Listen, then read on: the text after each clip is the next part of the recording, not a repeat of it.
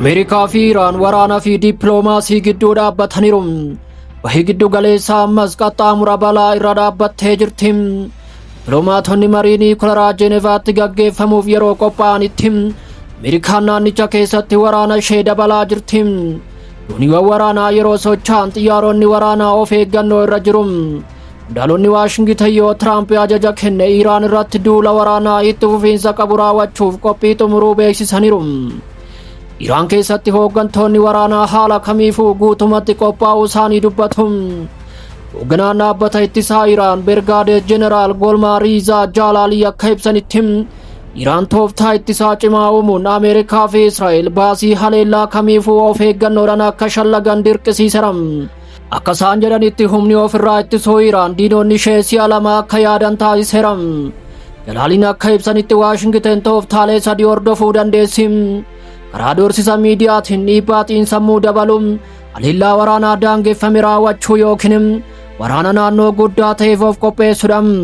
Iraan tokkoon haalawwan kanneeniif deebii kennuudhaaf karoora akka qabduuf dandeettii waraanaa ishee cimsuu akka itti fuftus dubbataniiru. Ijaarsi waraanaa kun jiraatus dippiloomaasiin hin dhaabbanne. Mariin qondaalota Ameerikaa fi Iraan gidduutti taasifamu itti fufa jedhamee eegama. Kunis gamni lachuu ammallee marii akka filannootti ilaaluu agarsiisa.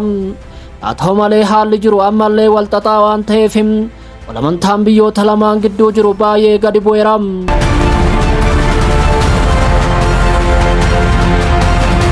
Kanuma waliin hoogganaan olaanaa Iraan Meejar Jeneraal Abdurraahim Moosaaviin akeekkachiisa kallattiin pireezidaantii Tiraampiif kennaniiru. Iraan waliin wallabdeen uumamu kamiyyuu Ameerikaaf barumsa cimaa kan barsiisu ta'uu himuun ejjennoo Waashingtan addunyaa irratti qabdu miidhuu akka danda'u dubbataniiru.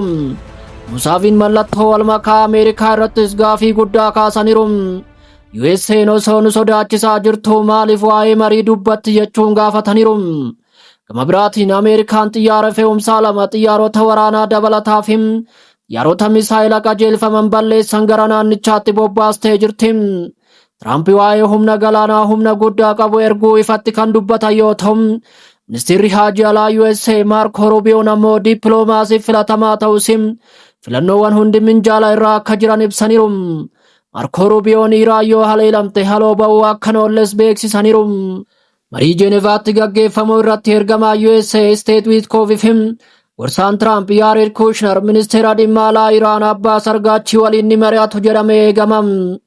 Falmii ijoon ammallee sagantaa badhaadhina yuuraaneemii Iraan akka ta'e himameera.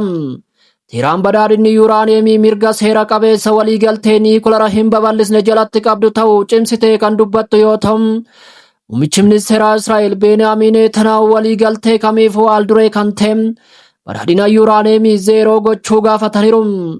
Yaaddoo niwukilaraa malees qoqqobbii gufuu guddaa ta'etu jira. Iraan fooyya'insa diinagdee kan barbaaddu yoo ta'u, Waashingtan ammoo daangaa niwukilaraa cimaa fi wabii nageenyaa barbaaddi. Gaaffii faallaa ta'an kun marii garmalee rakkisaa taasiseera. Haala kanarratti boba'aa dabaluun pireezidaantiin Raashaa Vilaadimiir Puutin birmadummaa Iraan kan deeggaran ta'uu irra deebiin mirkaneessaniiru. Humnoonni addunyaa guddina jiru itti dhiyeenyan ilaalaa kan jiraniif haaluma kanaan ejjennoo akka qabatan agarsiisa. Dippiloomaasii yoo fashalaa'e bu'aan isaa hamaa ta'uu danda'a jechuun xiinxaltoonni waraanaa yoo ibsan haleellaan daangeffame illee dafee gara wallabdee bal'aa ta'etti guddachuu akka danda'u akeekkachiisu. Uffataaleen Ameerikaa naannicha keessa jiran xiyyeeffannoo ta'uuf magaalonni Israa'el haleellaa misaayilaan gubachuu danda'u. Gabaan boba'aa ammoo dambalii rifachiisaa ta'een tasa dabaluu danda'a. Yaadannoo waraana guyyoota 12 bara darbe ture wallabdeen hammam dafee to'annaa ala ta'uu akka danda'u hunda yaadachiisa. Ammaaf naannichi marii fi wallabdee gidduutti cicciteera. Humni waraanaa iddoo yoo qabatu dippiloomaatonni ammallee haasa'aa jiru. Fuuldurri araarama yookaan wallabdee fiduusaa murtee guyyoota itti aanan murtaa'u irratti hundaa'a.